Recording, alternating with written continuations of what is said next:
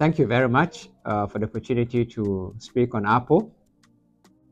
Apple is a partner in the Africa Energy Week, and we've participated from the very first Africa Energy Week.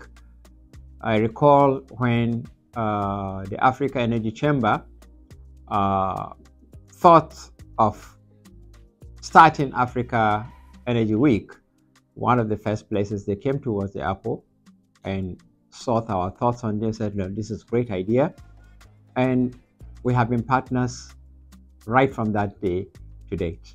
So we are partners in the Africa Energy Week, and we believe it has great prospects for the African oil and gas industry, in particular, energy in general. And we see it as a platform for articulating the vision of the African continent on the energy matters. Apple was established in 1987 as an association of oil and gas producing countries by 8 countries. Between 1987 and 2015, it grew to 50 members. Essentially, it just focused on cooperation and collaboration in policy making, etc. There wasn't any serious effort to come together, to work together, first to identify common challenges and see how we can come together to address those challenges. The advent of energy transition and the fact that the world had decided to move away from fossil fuels to renewable energies, and given that these countries of Apple are dependent on oil and gas revenues, made us to ask, what is the implication of the successful pursuit of energy transition to our economies and to our peoples? On the basis of that, the Upper Ministerial Council at that time, decided to look deeply into the mission and vision of APA, the structures, and so on. And there was a major reform between 2015 and 2019. At the end of the reform, the mission and vision were really modified. The structure of the Secretariat was modified. And the first thing we did when the new Apple was born was to embark on a major study on the future of the oil and gas industry in Africa in the light of the energy transition. And the study brought out 3 key challenges that the oil and gas industry in Africa is going to face because of energy transition. The first challenge is that of financing oil and gas projects. The reason is that in the 70 to 100 years that Africa has been producing oil and gas, we have been heavily dependent on outside Africa for the funding of the oil and gas industry, either through IOCs or international oil and gas service companies or international investors. We also find out that the technology of the industry, upstream, midstream, and downstream, is also controlled by interests outside of Africa. And finally, the market of the oil and gas we produce is also not in Africa, but outside of Africa.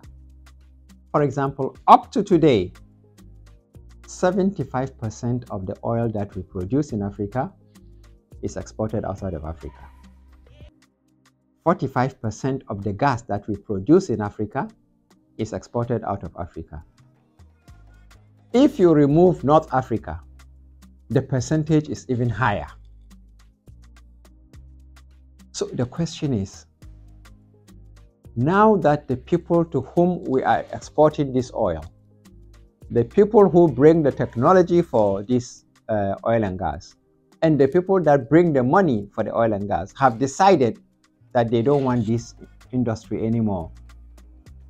At the same time, we have more than 125 billion barrels of oil in our subsoil, over 600 trillion cubic feet of gas also in our subsoil.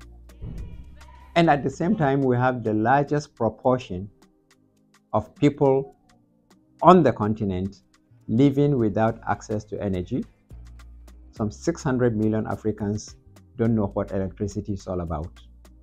Nearly 1 billion Africans don't have access to modern sources of energy for cooking or for other domestic use. Are we going to leave this energy in the ground because those who have been providing the money or the technology or the market are not there anymore? It was this challenge that prompted Apple to go into partnership with Afrexim to establish the Africa Energy Bank, whose objective is to fill the gap in financing which the energy transition has made the countries that were helping us with finance to now decide not to continue to fund oil and gas. And by the way, when the countries that are not funding oil and gas in Africa today say they are not funding, it is not that they are not funding oil and gas everywhere. They are not funding in Africa. If you go to their countries and other places, they are still funding it. They are even funding coal. So the question is, are we going to leave these resources because we don't have the money? We believe we are rich. Africa is not that poor as people are saying. And we said we need to disabuse our minds from the thought that Africa is too poor to raise money. So we set out to establish this $5 billion Africa Energy Bank. Afrexim Bank will bring 1.5 billion. Apple will bring 1.5 billion.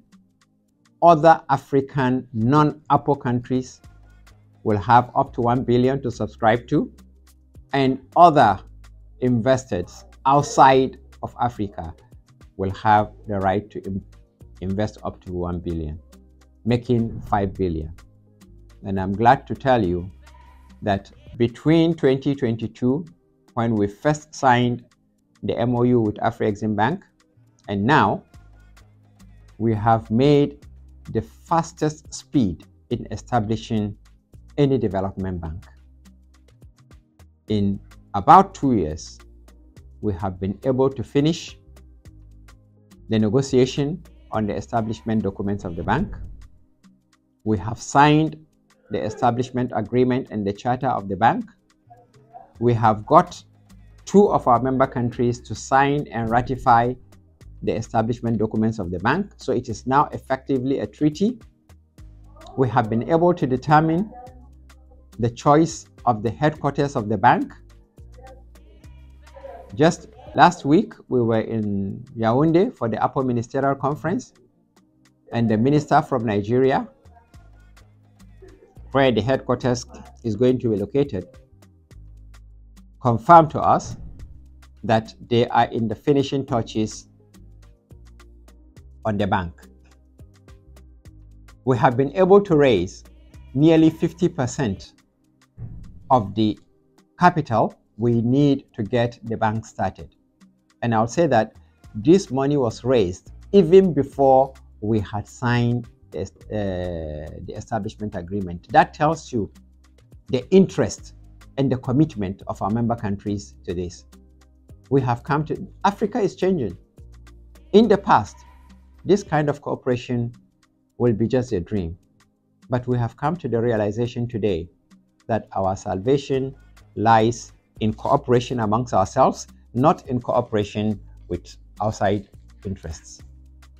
The major reform undertaken by Apple in 2019 clearly set out a vision for the industry on the African continent, a vision that was attractive to oil and gas producing countries as well as potential oil and gas producing countries. That, in our opinion, is what informed the decision of the Republic of Senegal, Namibia, and Ghana to join APO in 2022. For a country like Senegal that is now getting into the industry, it's important to be a member of a family that are already knowledgeable in this industry, because you don't want to start reinventing the wheel. The mistakes that others did in the past, by being in their group, you automatically will learn so that you don't go and repeat the same mistakes. You can't afford to delay quick development of your oil and gas industry.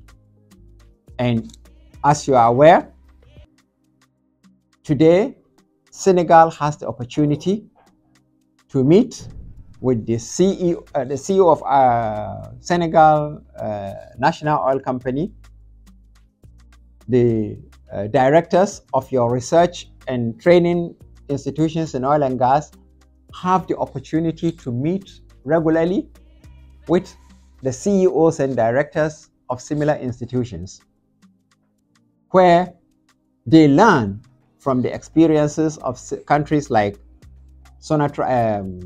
Algeria with Sonatrach, NMPC, Egypt, Angola, that have been in the industry for very long.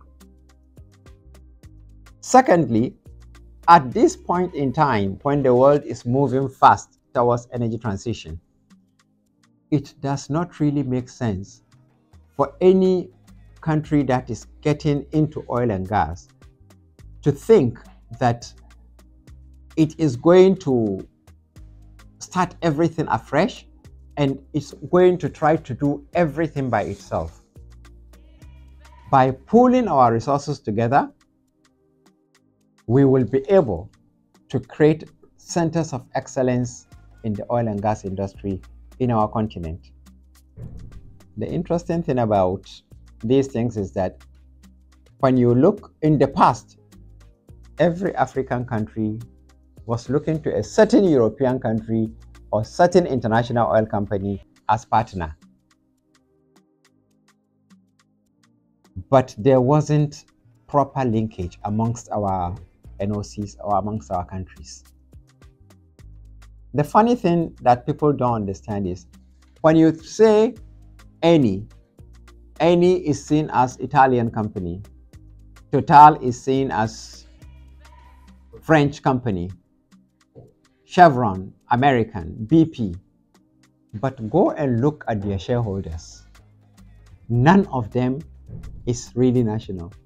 All of them are truly international. You go to Total, a little over 50% is owned by the French. Other people of the world come in. So if these people can come together, why don't we in Africa do the same? And this is exactly what Apple is trying to do, so that we can look at those that have gone far and those can pull up those who are just beginning so that you move faster. Because unlike NMPC, Egypt Oil, Angola, etc., that had the privilege of working with some foreign research institutions, now these people are leaving. If you look at the research centers, the universities that are focusing on oil and gas research and development, like the Imperial College in London, they are closing down because of energy transition. So a country like Senegal that is coming into the industry now may not have the same blessing of partnering with this because they are closing down. But you can partner with Sonatrach, you can partner with NMPC, Egypt, Senegal, etc. And together we can move up. Thank you very much. See you in MSGBC next year. Thank you. Thank you very much.